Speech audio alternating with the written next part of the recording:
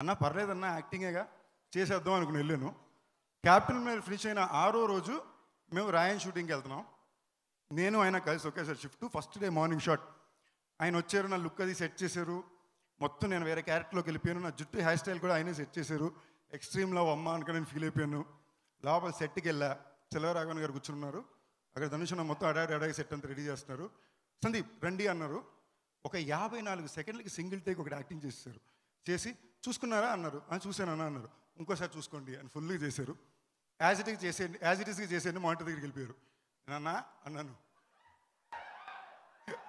అంటే లక్కీగా మానిటర్ ఎక్కడ అయ్యి ఉంటే ఓకే ఒకసారి చూపించాను. నేను చేసిందంతా చూసుకుని బాడీ లాంగ్వేజ్ అంతా చూసుకుని ఓకే స్టార్ట్ చేస్తే ఫస్ట్ 11 సెకండ్లు బయట నుంచి లోపలికి కలిసి రావడమే.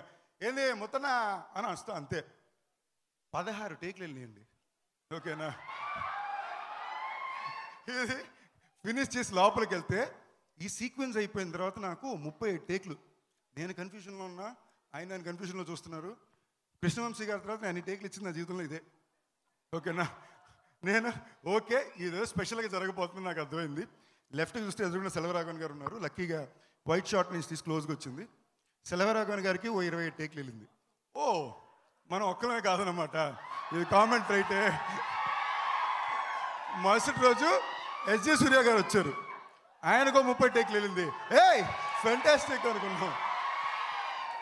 ఓకేనా, సో ఒక పాయింట్ తర్వాత ఎస్జే సూర్య గారు నేను ఒకేసారి సెట్కి వచ్చామంటే దగ్గరలో హాయ్ హలో ఉండదు. సార్ అంటారు, నేను సార్ అంటాను. అంటే మా 3 ప్రిపేర్డ్ సార్ అంటాం. వచ్చి పక్కన కూర్చుంటాం.